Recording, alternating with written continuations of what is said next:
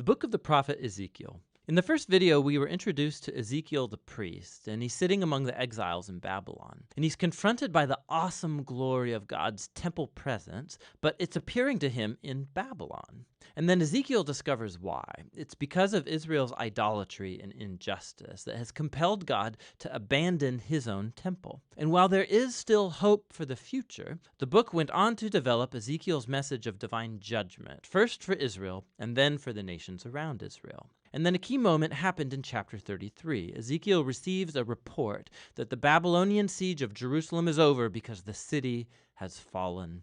The temple is destroyed. Ezekiel's grim words of warning came true. The exile was the most horrendous catastrophe that ever happened to Israel, and it raised the big questions of whether God was done with Israel for good. But remember, at the end of chapter 11, God promised that there was still a future beyond exile for Israel. And so the rest of the book is designed to explore Ezekiel's vision of hope, first for Israel, then for the nations, and then for all of creation. The hope for Israel begins with God promising to raise up a new David, a future messianic king, who's going to be the kind of leader that Israel needed but never got. And this new Israel, who's going to come under the messianic king's rule, is going to be a transformed people. God's going to deal with the heart of their problem of rebellion by giving them new hearts. It's just like Moses promised at the end of the book of Deuteronomy. God says he's going to remove their hard hearts and send his spirit into his people to give them new, soft hearts that can love and obey their God. And this idea gets developed in the next strange vision. Ezekiel sees a huge valley filled up with dry human bones and skeletons, and God tells him that it's an image, a metaphor for Israel's spiritual state. So their rebellion against God, it resulted in exile and the literal death of many people, but it was also a metaphorical death of their covenant relationship.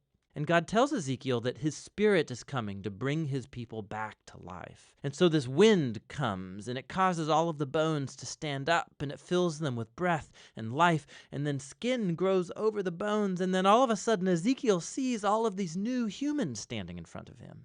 Now this vision, it's recalling the story about the creation of humans in Genesis chapter 2, where God made humans out of dirt and divine breath.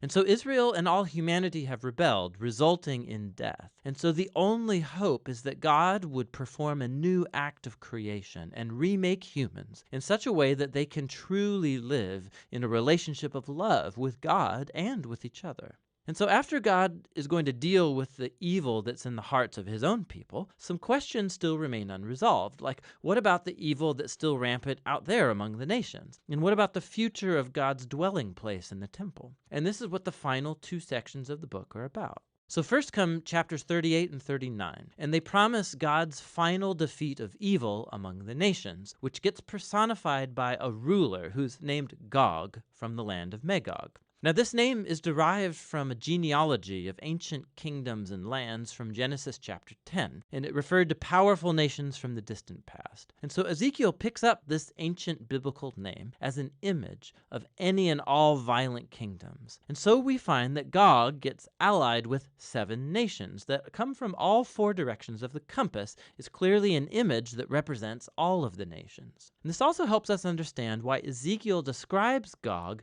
with images that he used earlier in the book to describe the king of Tyre and the king of Egypt, Pharaoh. For Ezekiel, Gog is an amalgam of all of the worst, most violent people in the Bible. Gog is the archetype of human rebellion against God.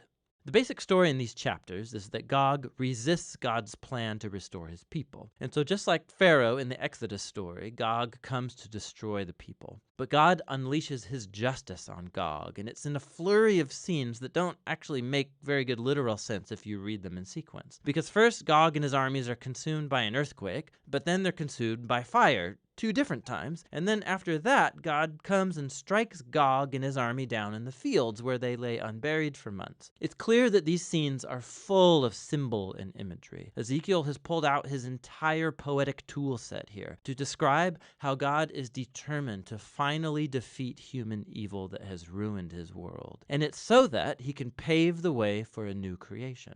And so once evil is finally dealt with among the nations, the last section of the book describes how God's presence is going to one day return to his people and his temple to bring cosmic restoration.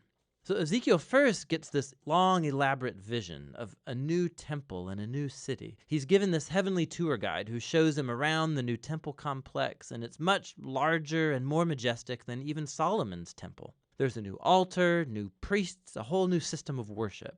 And then after this elaborate tour, God's glorious throne chariot that he saw back in his first vision comes back, and it enters the new temple. Now, the meaning of these temple visions has been the source of debate for a long, long time. So some Christian and Jewish readers believe that this vision will be fulfilled literally one day, and that these chapters offer the actual blueprints of the new temple that will be built when the Messiah returns and brings God's kingdom. But many other Jewish and Christian readers think that this vision, like all of Ezekiel's other visions, is full of symbols, and they depict the reality of God's presence returning to his people in the Messianic kingdom, but not necessarily in the form of an actual building.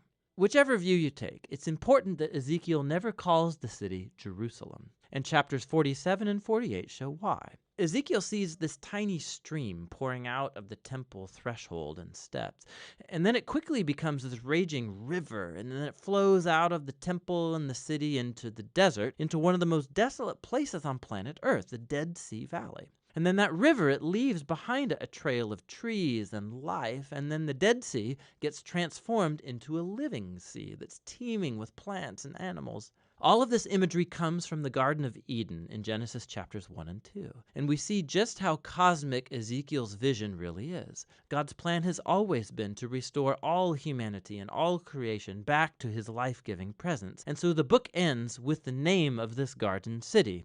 The Lord is there. And so Ezekiel's visions come to a close, full of hope for a new future, new humans living in a new world that's animated by God's life-giving spirit. It's a world permeated with God's love and justice. And that's what the book of Ezekiel is all about.